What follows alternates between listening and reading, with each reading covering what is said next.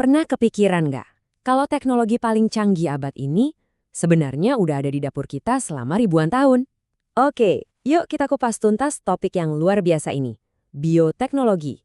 Sebuah ilmu yang kuno banget, tapi sekaligus super futuristik. Kita mulai dari teka-teki ringan ya. Coba lihat 3 makanan ini, semuanya enak, semua kita kenal. Tapi kira-kira apa sih benang merah yang menyatukan mereka secara ilmiah? Jawabannya mungkin bakal bikin Anda kaget. Yap, betul sekali. Mulai dari sarapan sampai cemilan malam, kita tuh dikelilingi sama hasil bioteknologi. Jadi ini bukan cuma soal laboratorium canggih dengan jas putih ya.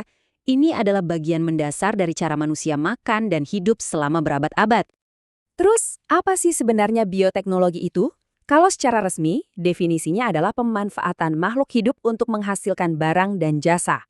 Gampangnya gini deh, ini tuh soal kita kerja bareng alam, entah itu bakteri, jamur, atau sel, buat bikin sesuatu yang berguna buat kita. Dari yang paling simpel sampai yang paling rumit. Oke, sekarang kita mulai dari tempat yang paling kita kenal, yaitu dapur.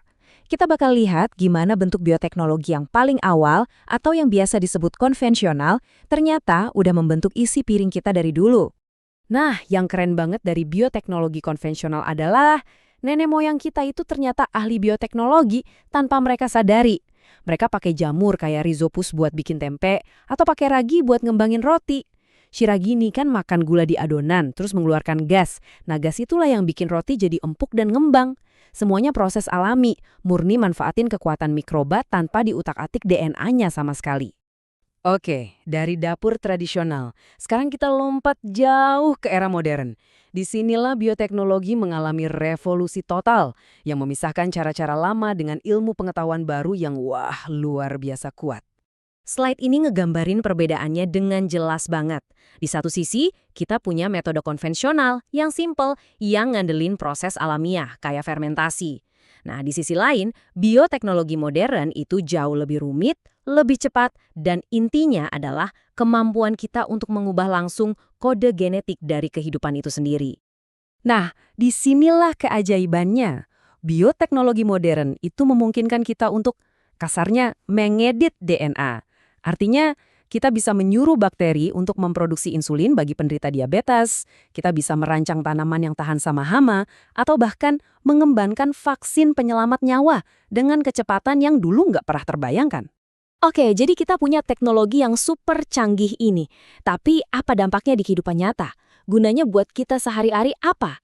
Yuk kita lihat gimana bioteknologi ini secara aktif ningkatin kualitas hidup kita di banyak banget bidang.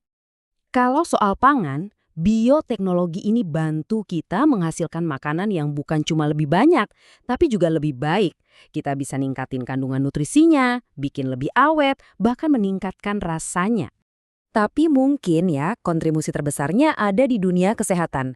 Hampir semua aspek kedokteran modern, mulai dari antibiotik buat lawan infeksi, vaksin pencegah penyakit, sampai insulin pengatur gula darah, semuanya sangat bergantung pada bioteknologi. Buat para petani, bioteknologi ini bisa dibilang jadi game changer.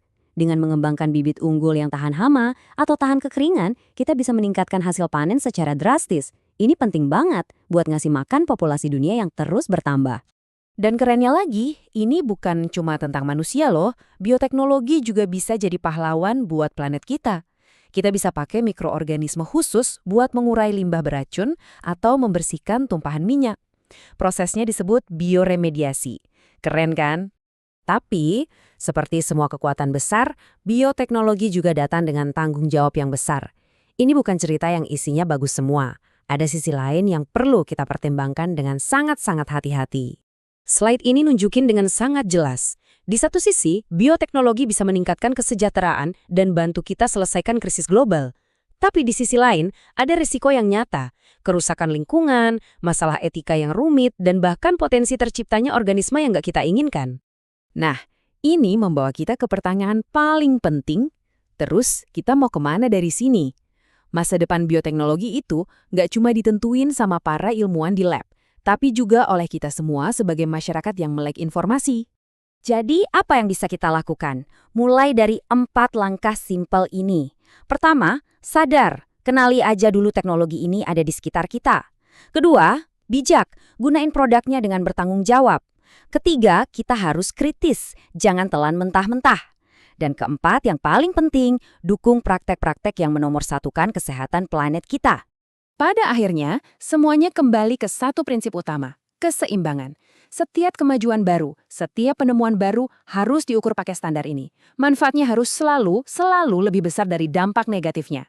Pertanyaan yang harus selalu kita ajukan adalah, apakah untungnya benar-benar sepadan dengan risikonya? Dan inilah pemikiran terakhir yang ingin saya tinggalkan untuk Anda. Pertanyaannya sekarang bukan lagi apakah kita akan memakai bioteknologi, karena itu sudah jadi bagian dari dunia kita. Pertanyaan yang sesungguhnya adalah bagaimana kita bersama-sama akan mengarahkan teknologi ini untuk memastikan masa depan yang lebih baik bagi semua. Jawabannya ada di tangan kita.